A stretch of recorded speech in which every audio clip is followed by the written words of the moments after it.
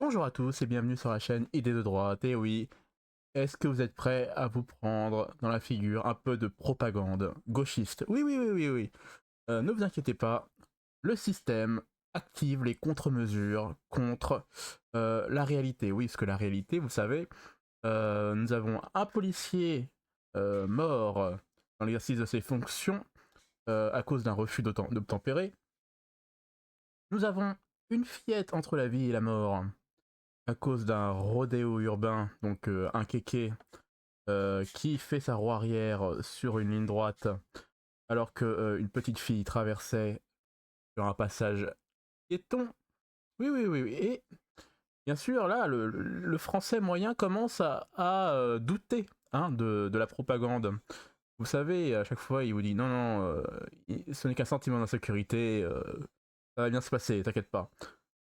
Mais là, le problème c'est que là, le système commence un peu à craquer de tous les côtés. Donc du coup, on va voir que euh, le système se met en place, mais on voit qu'il il a beaucoup de mal. Hein. Là, il active toutes les contre-mesures, mais ça a du mal. Hein.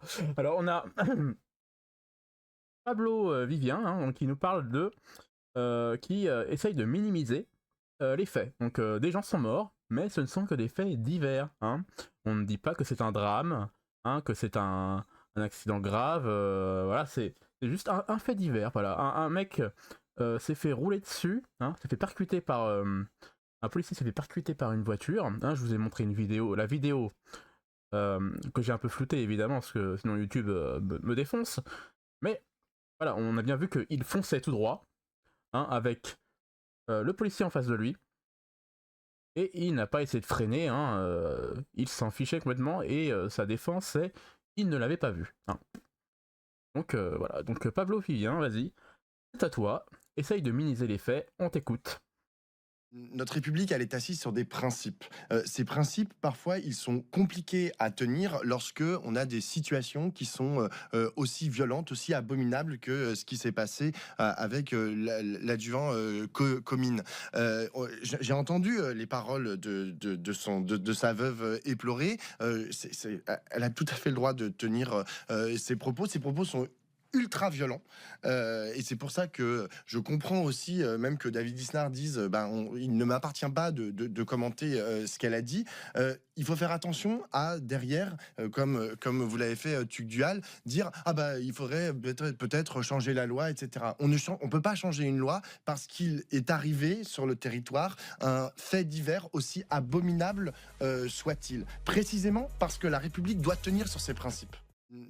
Ah merci Pablo. Donc vous voyez, Pablo Vivien hein, de gauche hein, sur RTL, hein, qui est aussi de gauche évidemment, nous dit simplement c'est un fait divers, c'est abominable, mais ce n'est pas une raison hein, pour changer la loi. Donc ça reste un petit fait divers parmi les autres. Voilà, ça, dans un journal, on devrait mettre ça dans un petit encart.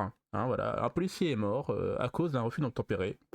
Voilà, une petite ligne et on passe à la suite. Voilà.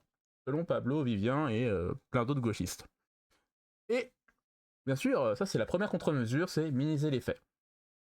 Et nous avons bien sûr une deuxième contre-mesure du système, c'est que maintenant, BFM TV, hein, on va parler d'eux, essaye de nous dire, voilà, de nous dire que l'accusé, le, le tueur hein, qui était dans sa voiture, eh bien, était un homme bien, gentil, bien sur tout rapport. Hein, parce qu'il faut essayer de trouver dans son entourage des gens qui disent du bien de lui. Hein. Il faut minimiser les faits. Écoutez bien, c'est assez lunaire. Rencontré des proches de ce suspect. Quel homme vous ont-ils décrit?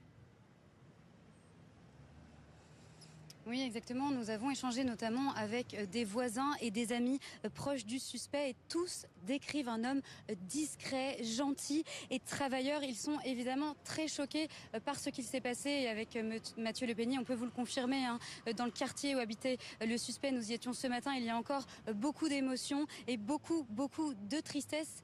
Alors c'est vrai qu'il y a des questions qui se posent autour de son alcoolémie ce soir-là et ses proches nous l'ont confié. Hein, s'il s'avère qu'il a bu ce soir-là, eh bien, il a commis une grave erreur, nous disent-ils. Je vous propose de les écouter au micro de Mathieu Le Peignet. Ça peut être que dû à l'alcool. Il s'est pas levé un matin et dire aujourd'hui je vais aller écraser un gendarme. C'était un gars respectueux, c'était un gars simple. Voilà, il aidait ses parents, il vivait comme tout le monde, quoi. Hein. Un banal citoyen. Hein. C'était ni une racaille, ni quoi que ce soit. Hein. Mais après, de l'autre côté, je suis choquée que comment il a pu l'écraser et le tuer. Ça fait mal au cœur pour sa famille, pour sa femme, lui. Mais il n'était pas dans un état normal. Je dis plutôt que c'est l'alcool parce que je le connais, moi. Il n'aurait jamais fait ça. Il n'aurait jamais écrasé un policier. Un terrible accident, hein. C'est d'ailleurs la mère du suspect qui est intervenue pour lui dire d'aller se rendre et d'assumer les conséquences de ses actes ici à Cannes à 17h. Un hommage sera rendu au gendarme Éric Comines. Voilà, deuxième contre-mesure, on minimise les faits en interrogeant un proche, ou un ami, ou un voisin qui va dire du bien de lui. Et vous avez vu, dans cette interview, il dit ce n'est pas sa faute, c'est la faute de l'alcool. Voilà. Donc il faut emprisonner l'alcool. Il faut pas emprisonner ce garçon, ce Cap-Verdien. Ce Cap-Verdien est un ange, c'est un mec bien, c'est un gars en or. Il faut le garder avec nous. Malgré sa première condamnation, deuxième condamnation, troisième condamnation, jusqu'à la 10e. Merci les juges gauchistes de l'avoir juste relâché. Il a fait qu'une sentence, qu'il a appliqué qu'une sentence, c'était avoir un bracelet et rester à la maison pendant un certain temps. Je ne sais plus combien de temps, mais ça équivaut à de la prison, il paraît. Donc voilà. Donc vous avez vu, première contre-mesure, on minimise les faits avec le mot fait divers. Ce n'est qu'un fait divers, même s'il est terrible, ce n'est qu'un fait divers, et on ne change pas la loi pour ça. Deuxièmement, en contre-mesure, eh bien, on applique l'interview d'un proche qui dit que c'est un mec super bien et que ça ne lui ressemble pas, c'est un gars en or, c'est la faute de l'alcool, donc il faut emprisonner l'alcool et pas emprisonner ce garçon. Et on va rester sur BFM TV parce que, vous savez, une petite fille a traversé une rue, c'est malheureux, maintenant on traverse la rue, il faut s'excuser parce que un mec a fait une roue arrière, un kéké, on se demande de quel type ce garçon est, de quel environnement est-il, et bien sûr il l'a fauché, il l'a complètement, voilà, il a foncé dessus, et du coup, BFM TV, pour minimiser les faits, pour essayer de donner raison à ce garçon qui a fait une roue arrière, eh bien, ils ont invité une spécialiste. Oui, une spécialiste, ça veut dire que quand vous invitez une spécialiste, ou un spécialiste, au choix, c'est pour qu'il aille dans votre sens. C'est jamais pour qu'il démonte vos arguments. C'est pour qu'il aille dans votre sens. Gardez-le bien en tête. Et vous allez voir que donc c'est une chercheuse au CRNS, donc déjà payée CRNS avec vos impôts. Donc vous avez vu, on ne cherche plus des nouvelles molécules, on ne cherche plus des applications physiques sur des produits, sur des systèmes, je sais pas moi. Maintenant, on fait juste on fait de la recherche sur de la propagande. Voilà, on paye cette femme pour donner raison aux tueurs, voilà, aux gens qui font des rodéos et qui écrasent les gens. Donc je vous laisse.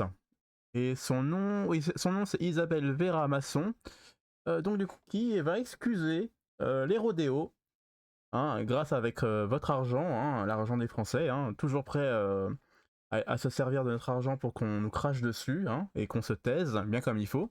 Donc je la laisse parler. C'est que, en fait, ces jeunes gens qui font des rodéos urbains, ce ne sont pas des voyous. Ce sont des jeunes gens qui, d'ailleurs, c'est intéressant l'idée du Covid, qui s'ennuient, qui n'ont pas de distraction. Vous savez, c'est West Side Story. On se retrouve dans les bandes, on fait des bêtises, etc. Alors parfois, ça a des conséquences épouvantables. Et donc c'est clair. Mais décider de mettre en prison ou d'être extrêmement répressif à l'égard de ces jeunes gens qui 2 ans après vont se marier, vont trouver du boulot et finalement seront des citoyens comme vous et moi, c'est un peu comme le tag. Moi, j'avais une amie de très très bon chic bon champ dont son fils faisait des tags et c'était dangereux parce que finalement pour lui, déjà, je crois qu'il est... Et en même temps, c'était un bon garçon. Maintenant, il est marié, il a des enfants, il a un très bon travail. Donc, décider de la répression sur ce genre d'activités qui sont dangereuses, je ne suis pas en train de dire le contraire, on le voit, mais qui finalement sont mises en place ou utilisées, enfin, sont effectuées par des gens qui ne sont pas des délinquants au départ, même s'ils savent peut-être même pas que c'est interdit, j'imagine pour certains. Mais enfin, bon, si, enfin bon, en tous les cas, et voilà. Ah, par où commencer? C'est vraiment quelque chose de dingue, hein, parce que en 1 minute, il y a quand même tellement d'informations. Premièrement, donc, elle va comparer les tags avec faire des roues arrière sur des motos en plein centre-ville. Donc, vous voyez, le niveau de dangerosité, moi, quand j'ai vu, quand je vois des gens faire des tags, ou quand il y a des tags, en tout cas, je me suis pas dit, oh là là, quel danger pour la société, hein, oh là là, c'est dangereux, des gens peuvent mourir avec des tags. Non, ça c'est... La comparaison est complètement foireuse. Je sais pas comment elle fait pour toujours avoir son boulot au CRNS. Mais bon. Ça, c'est une chose. Après, deuxièmement, comment ça se fait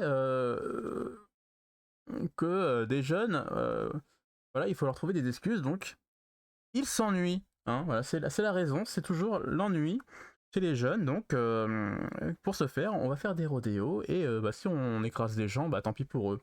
Moi, je sais pas, quand j'étais jeune, je sortais au parc, je faire un peu de foot avec les amis, aller au cinéma. Moi, j'avais pas assez d'argent pour avoir une moto, hein, à leur âge. Donc, eux, ils ont bien de la chance, hein, comme quoi ils ont de l'argent. On se demande d'où vient cet argent, mais bon. Donc, et en plus, ils ne savent pas que faire des rodéos, c'est interdit. En plus, c'est des jeunes ignorants, hein, voilà, ils s'ennuient et ils ignorent la loi, hein, d'après cette femme. Non mais franchement, on peut appeler ça une spécialiste, hein, une chercheuse au laboratoire, franchement, à Paris-Cité. Moi, Paris-Cité, pardon. Honnêtement, je sais pas ce qu'ils font de sérieux là-bas. Je pense qu'ils sont en train de jouer aux fléchettes, mais honnêtement, ce n'est pas de la recherche, c'est vraiment de l'argent dépensé bêtement par la France, encore une fois. Enfin bon. Et en plus, pourquoi les condamner? Puisque ensuite, dans 2 ans, hein, estimation au doigt levé, hein, estimation au doigt levé, dans 2 ans, ils vont être voilà, des gens bien sur tout rapport, ils vont se marier, ils vont avoir un travail, ils vont fonder une famille. Donc ils peuvent briser des vies, hein, ils peuvent tuer des gens, briser des vies dans leur jeunesse. Ce n'est pas grave, puisque après, ce seront des gens bien plus tard. Hein, voilà. Pourquoi les condamner? Pourquoi punir les gens, hein? À quoi sert la prison? Hein, on est vraiment dans la gauchiasserie la plus totale. Hein, voilà. Merci madame. Donc voilà, c'était pour finir. Hein, voilà. Pour finir, ce dernier argument, voilà, ce sont des gens bien, il ne faut pas punir. On est vraiment dans la doctrine de la gauche. Il ne faut vraiment pas punir les gens. Hein. Il ne faut pas les enfermer, il faut les laisser dehors et les laisser mener leur vie de délinquants. C'était tout pour cette vidéo. En tout cas, vous avez vu les contre-mesures du système, hein, pour essayer d'étouffer le réel, hein, pour dire que tout ça, ce n'est rien, ce n'est qu'un sentiment d'insécurité, ce ne sont que des faits divers. Circulez madame, il n'y a rien à voir. Et je vous dis du coup à la prochaine vidéo. Laissez votre petit j'aime, un petit commentaire comme d'habitude. Et je vous dis à la prochaine vidéo. Ciao!